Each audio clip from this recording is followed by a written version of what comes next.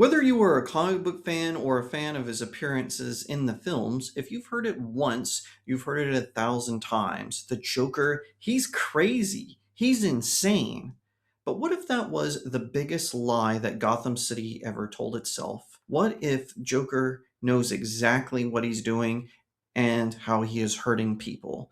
That is a question that a comic book created by the horror master himself, John Carpenter, dared to ask. I'm going to look into it.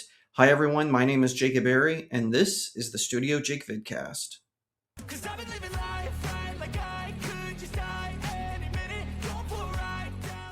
Hi, everyone. Thank you so much for joining me today. This is my vidcast where I talk about all things pop culture, but especially Batman. Be sure to like, share, subscribe. If you're watching on YouTube, ring that little bell to get notifications when I post a new vidcast, and also check out the pinned comment.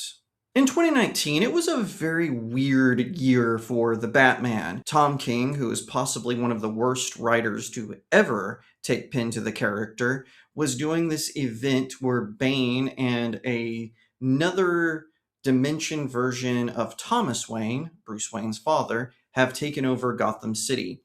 Bane is doing his Bane things, and Thomas Wayne is posing as Batman and recruits the vigilante Gotham Girl to sort of be his sidekick, his stand-in for Robin. And the question is, where is Batman? Spoiler alerts to that story, which was called City of Bane, I believe, and also Joker, You're the Villain. But basically, Batman was lost in the desert. Later, you find out that Selina Kyle saves him. Like I said, one of the worst stories ever written, one of the worst story arcs ever conceived. But during that event, Warner Brothers, which owns DC Comics, decided to capitalize on the popularity of a lot of the DC Universe's villains, one of which was the Joker, who consistently is a villain in all kinds of media, including comic books, video games, films, and television. In this case, they turned to the horror master John Carpenter to co-write the Joker edition of Year of the Villain. If you don't know who John Carpenter is, you are at least familiar with his movies. He directed the original Thing, and he is the creator of the Halloween franchise. That's right, the one and only Michael Myers came from a movie that was directed by John Carpenter.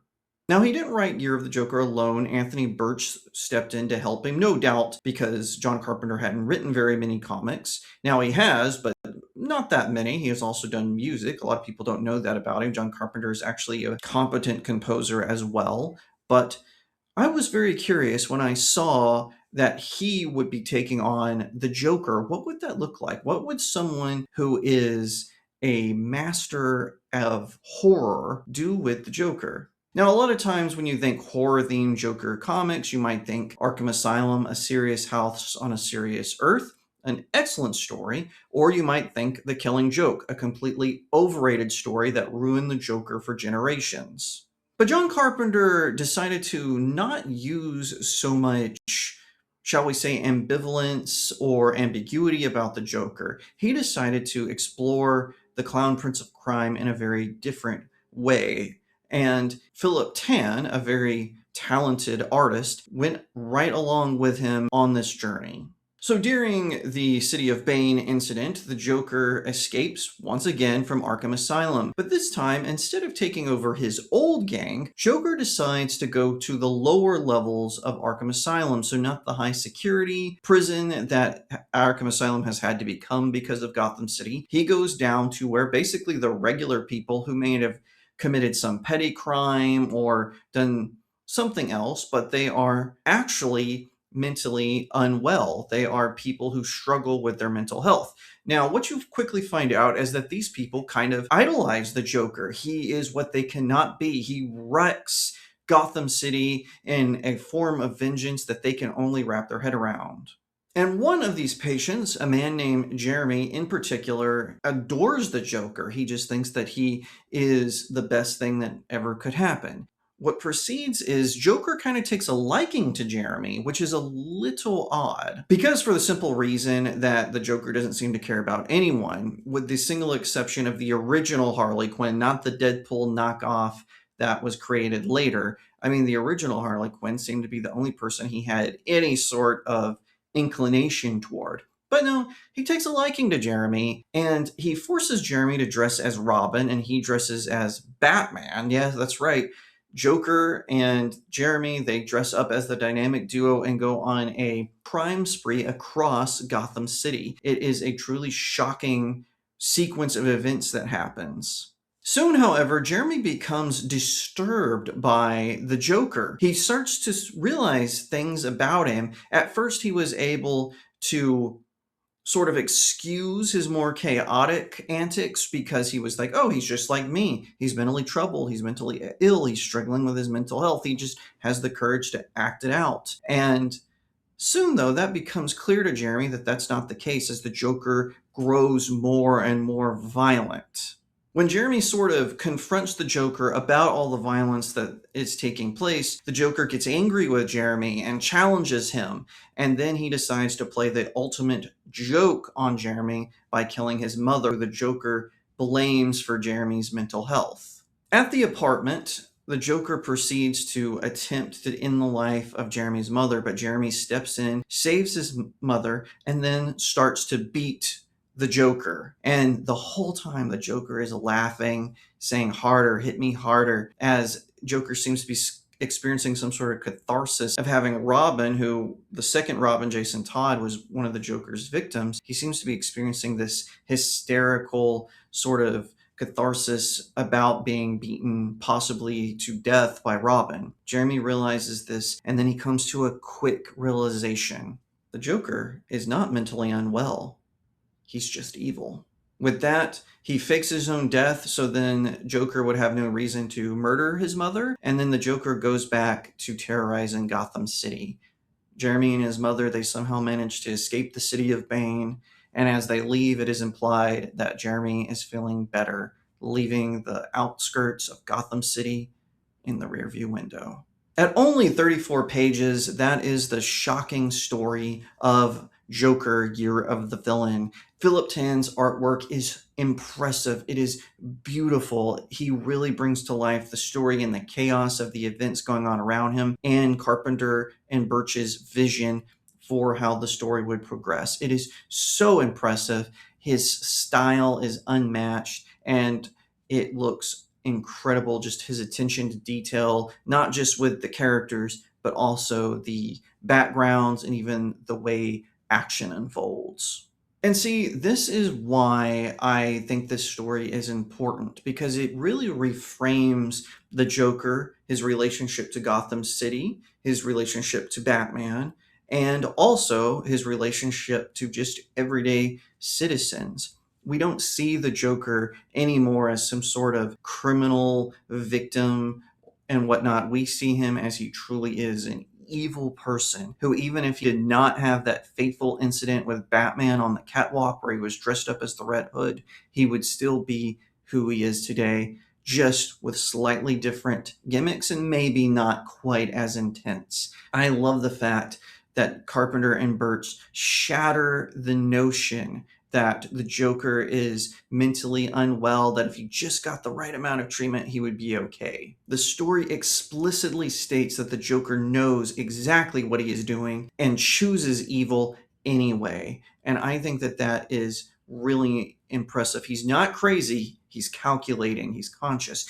He plays a giant joke on the world just to watch it burn, like Heath Ledger's Joker in The Dark Knight. And that's not to say other interpretations of the character, such as Joaquin Phoenix's version in the first Joker film. The second one is abhorrent and a terrible miscalculation. But the first film, I stand by. I think it's a good movie. We see a troubled man trying to make sense of his life in Gotham City, and he just can't seem to get the help he needs, and it escalates into him becoming the Joker. Now, with this, though, we see more of the Jack Nicholson version of the Joker. We see the Heath Ledger Joker. We see the Batman animated series Joker. All three of those interpretations imply that no matter where the Joker came from, what his origins might be, he is still evil. He is calculating, and he wants to out-villain the villains. He wants to be the Moriarty to Batman's Sherlock Holmes. He wants to be an arch nemesis. And here we see a glimpse of what the Joker would be like if there was no Batman. There's been a few story arcs and some that I really like, so I'm not dissing those story arcs at all. When he ultimately defeats Batman, or Batman vanishes, or Batman is seemingly destroyed, the Joker just takes on a normal life and gets married, has kids, and all of this. Or he becomes a DMV worker, which is really funny. I actually did like that story. That was a pretty funny story. But here, no. He's unencumbered. He's unchained. He is a villain. He is a terrifying and frightening villain who wants to terrorize Gotham City. Carpenter brings that cold evil he perfected from his horror films onto the Joker. The Joker isn't funny. He's horrifying because he's sane. He's a real-life monster in a comic book world. And I actually appreciate that. It is true that many criminals do struggle with mental health issues, but the majority of people who have mental illnesses or struggle with mental health, they are not evil. They are not bad people. Sometimes they make bad decisions, and that can possibly lead to harm either themselves or other people, perhaps even their loved ones. But most of them, they just want help. They just want to reach out and know that someone is there to grab them when they're drowning. And in the case of the Joker, he's not like that. Batman has offered many times to get the Joker help, and he always refuses. Even in Alan Moore's The Killing Joke, which I reiterate is completely overrated and a waste of everyone's time, even then Batman offers to help the Joker get help, and the Joker refuses, and instead he and Batman have a good laugh, even though Joker just terrorized two of Batman's closest friends. Another reason I don't like that story. Where you see the Joker in Year of the Villain, you see that the ending lands with unexpected heart. I really feel like this might have been possibly a script that Carpenter never got to realize, perhaps for a short film, because obviously it's too short. It's only 36 pages. It's not big enough to be a movie. But I have to say that this is one of the best single-issue Joker stories ever told. It is visceral, it is on point, it is dark, and it reframes the Joker in a way that I, as a longtime Batman fan, can appreciate.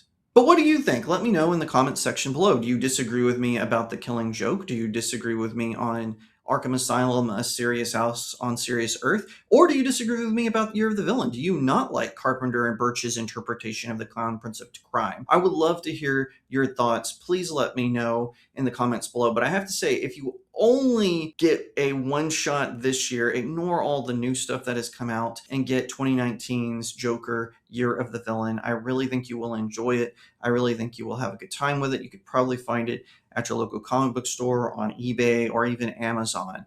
It is one of the best comics that I have read that talks about the Joker. But I do want to know, so please comment below. I would love to hear your thoughts. I appreciate you watching today. Like I said, please comment, but also give this video a like, share it out to all your friends, and subscribe. If you're watching on YouTube, ring that little bell so you get notifications when I post a new vidcast, and check out the pinned comment. I will post my Year of the Joker review in that pinned comment where you can actually read it on my Substack. Speaking of my Substack, there is a link in the description of the video, not just the pinned comment. That is the best way to support me. You can subscribe at different tiers that unlock different perks, and you can check out even more comic book articles, reviews, and everything in between. On that same website, there's a conveniently titled Buy My Book section. It's where you can pick up one or all four of my books. I've got links all over the place, but you can get them all on Amazon.com. I hope you'll check them out. Leave me a 5-star review. It really helps out small indie creators like myself. Once again, thank you so much for watching, and I'll see you next time right here on Studio Jake.